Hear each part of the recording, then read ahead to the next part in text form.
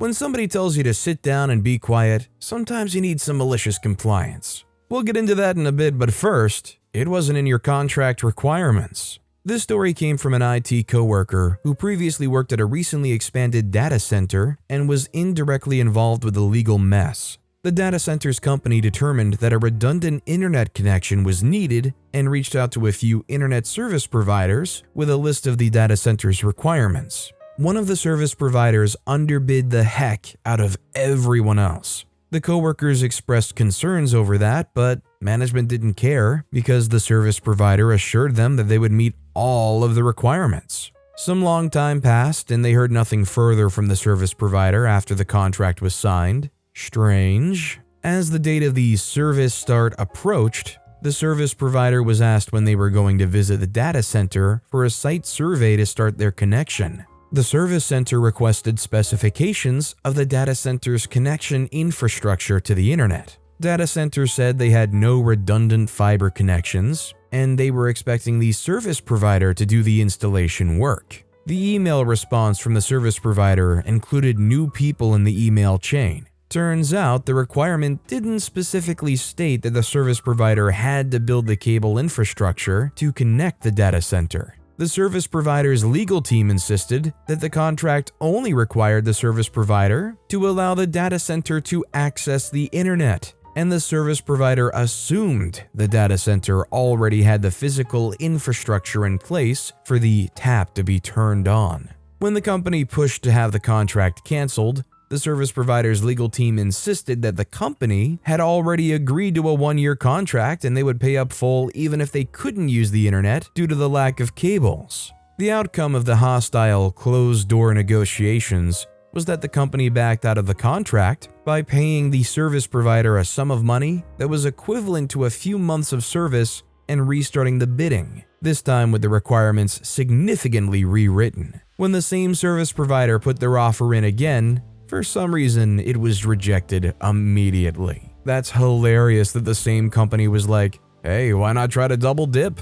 Lord knows they would have had another loophole that somehow got them into giving no service and getting rich off of it. Regardless of right or wrong, at some point this company's gonna go catch a lawsuit and good luck to them. Also, hi, I'm Steven, and if you enjoy awesome stories of malicious compliance, why not hit those like and subscribe buttons down below? That said, our next story is, yes sir, we do expect payment up front. A little background info, I live in a popular tropical tourist destination, and one of my jobs is as crew on a snorkel boat. I set up the boat before the trip, lifeguard, give history about the area, etc. My captain is also the owner of the business, so what he says goes, and knows the local waters like the back of his hand. Our company consists of him, me, and his girlfriend who manages bookings, phones, and emails. We aren't low quality, but we don't offer full meals or entertainment on board, and focus solely on the snorkel experience. Because of that, compared to the larger boats, our private charters are lower cost than most competition.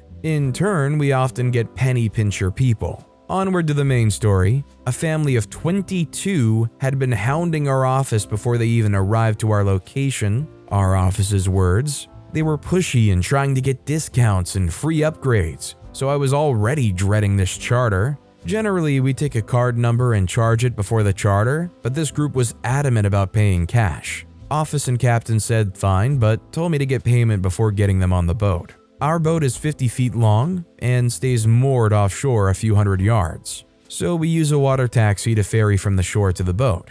I get dropped off to get payment, check the group in, and give them pre-boarding info. I walked up to the main guy paying for everything to start the process, and that's when things went downhill. The guy said, "Hello, which boat are we going on?" I point to our boat and say, "That pretty one right there." He said, "That's not the boat we're going on." I said, "Yes it is, there isn't any other boat, sir." He said, "No, the boat looks like this," and shows me a photo of the boat from our website. I said, "Yes sir, that is the same boat. We just had the bottom and paint replaced a month ago. I guess our office hasn't updated our website. Sorry about the confusion, but I assure you it is the exact same boat." He says, "Well, I don't think you're trying to deceive me, but then why would they send me that photo?" I said, "I'm sorry, I'm not sure what to tell you. It is the same boat." He said, "Well, I think we need to go out and inspect it and look at it before we decide to go and pay for it." I said, "I'm sorry, sir, that's not how this works. We already have set the boat up for the charter and blocked any other bookings to accommodate your private charter.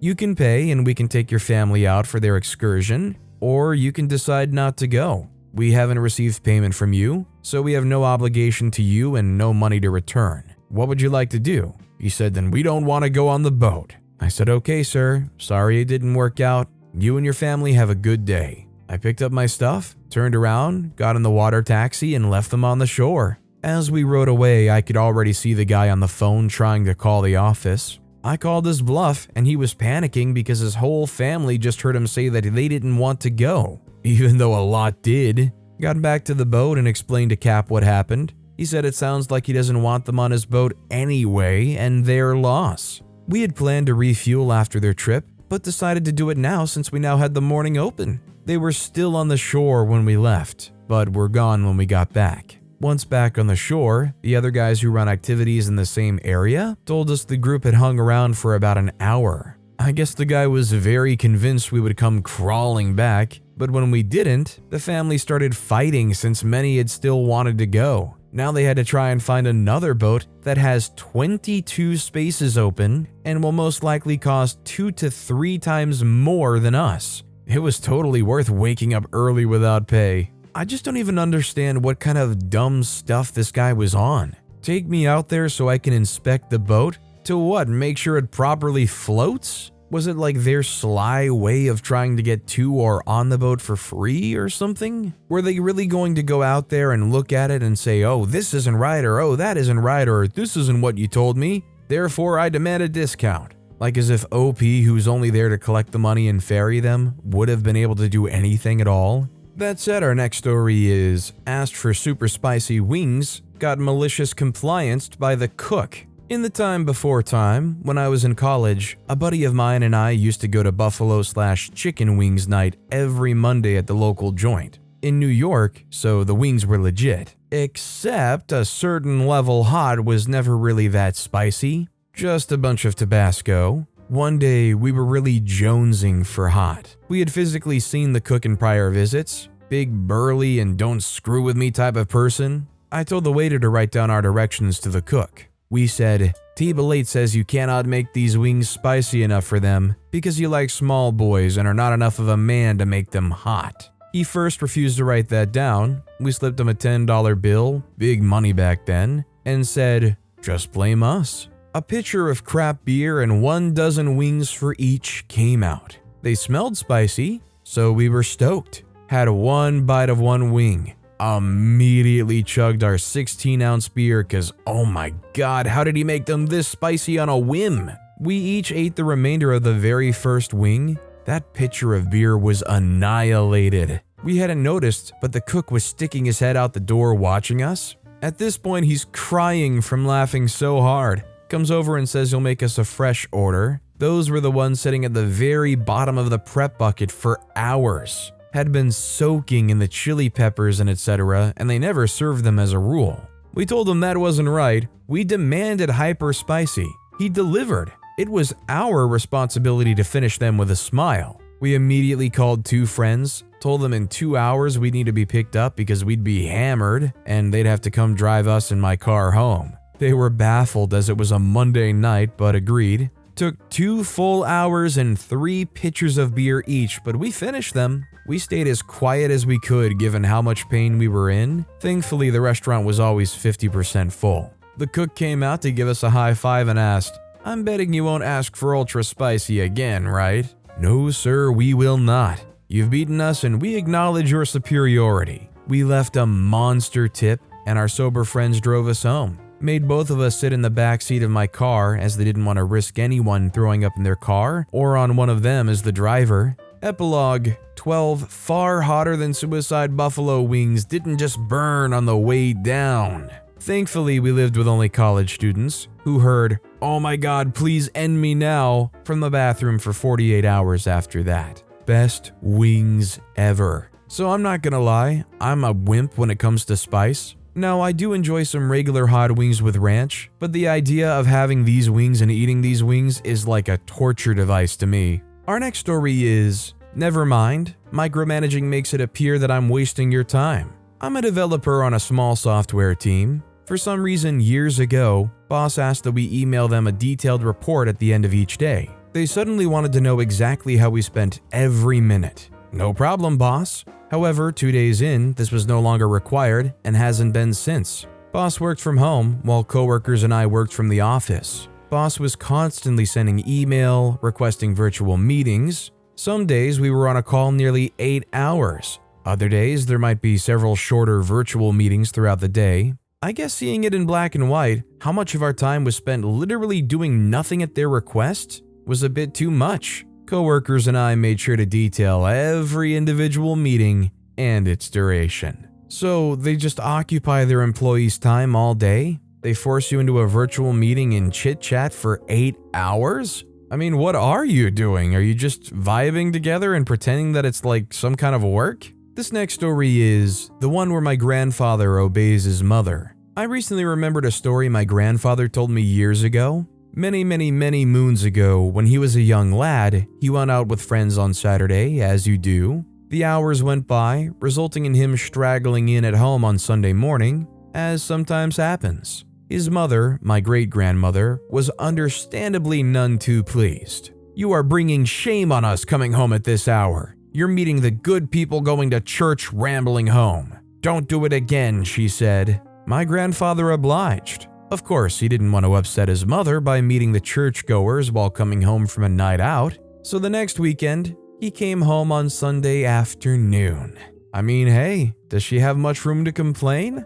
They had their wild night and then went out and met the churchgoers rambling home. I'm assuming OP's grandfather just had to watch out for the slap flying towards their head. Our next story is, manager wished he hadn't made me come in when I was ill. So I used to work as a waiter, and anyone who was or is a waiter knows that when you call in ill, they never believe you. They always think you're pulling a sickie. Anyway, one day I'm throwing up loads throughout the night, so I have to call in sick at 10 a.m. that morning. 10 a.m. comes, I'm feeling awful, I call up and my manager answers. He starts calling me a liar, saying I'm screwing him over, questioning me about what I ate. And then when I said I hadn't eaten any chicken, he said I must be lying because why else would I be sick? Anyway, long story short, he threatens to make my job heck if I don't come in. So screw it, I went in. We were hosting a big table event, and my manager and I were out front presenting the food to the table. It was a fancy restaurant. I have to leave halfway through as I feel ill, and my manager, when he comes to the back, forced me to see him in the office. I said I needed to stay by the toilet, but he said no, I had to come. So screw it, I went. He sits me down and starts giving me a bollocking. After about a minute, my nausea gets really bad. I lean over and throw up all over him.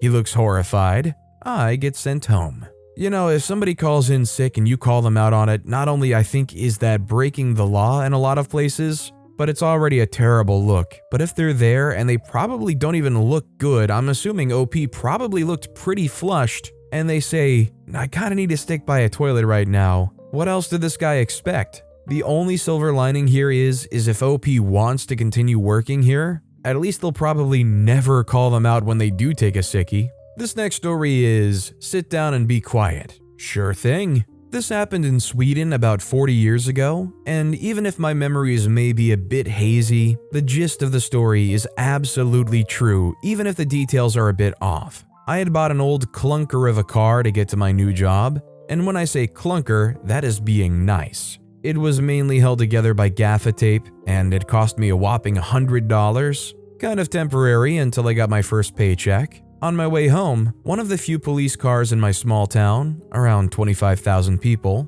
pulled me over, which was indeed understandable as it was around midnight, and the car being what it was. But it was actually roadworthy, and their issue was with the road tax. They said it was unpaid, and that it was illegal to drive the car. However, they knew who I was because my dad was the district court judge. So they allowed me to drive home while following me, so I'd actually go home, I guess. I complied, of course. When I parked outside our house, they said they had to take the plates off the car and that I could pay the tax the next day, go to the station, show the receipt, and get the plates back. Fine, I said. They started rummaging in the trunk of their car and discovered someone had pilfered their toolbox. I offered them to take the keys instead, but nah.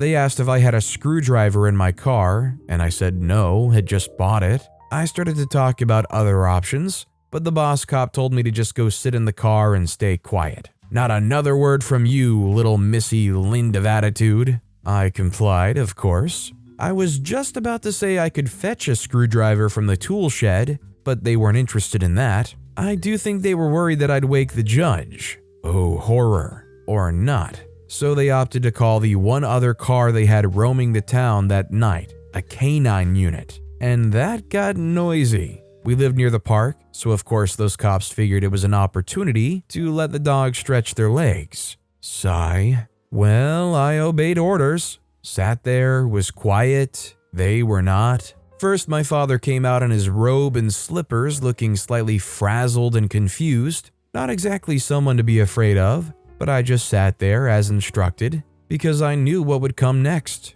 My mother. "What are you doing with my daughter?" Well, it went downhill from there. Don't think my dad said a word, but my mom certainly ripped them a new one and got kind of famous on our street the next few days. Could have been a very quiet and nice interaction here, but, well, they wanted to make a big deal about the missing tax payment, so a big deal they got for 10 cents. If anybody's curious, by the way, 10 US cents 40 years ago is worth the equivalent of 30 cents nowadays. To be honest, with inflation, I kind of thought it would be even more, but I think that especially highlights how ridiculous this whole situation was. But with that being said, that's all the time we have for today. Now, if you want to hear another awesome malicious compliance story, check out that video on the left. Or if you missed my latest video, check out that video on the right. That said, I'll see you all next time with some more stories.